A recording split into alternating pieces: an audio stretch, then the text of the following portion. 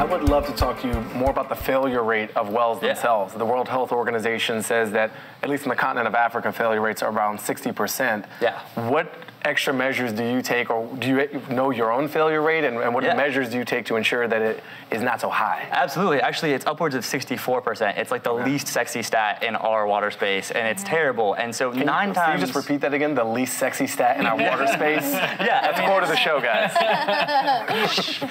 No, it's basically, it's one of those things where for us, we place sustainability as our #1 core value in the field. And so, and the approach to that, 9 times out of 10, those failures, so-called, are really a direct result of just a lack of community engagement. So it's not often that there's perhaps like a poorly built well, or that the water project itself was, faulty.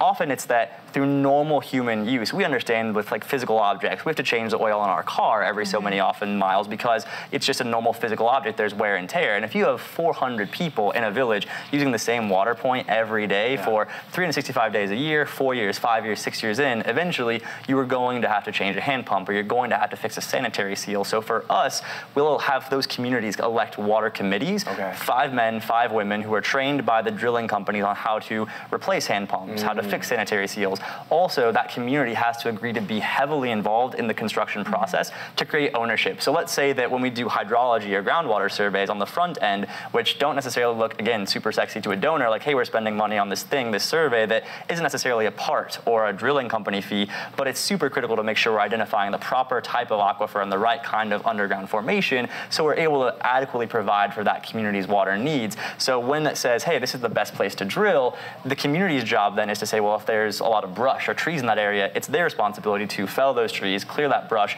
so there is a bit of sweat equity in the game. They have skin in the game, so there's a sense of ownership. Remember, if you care about these issues, you can take action, I should say, by joining the global movement to end poverty at takepart.com/poverty. While you're there, join the Take Part World mailing list. Stay up to date on stories from the front lines of global change.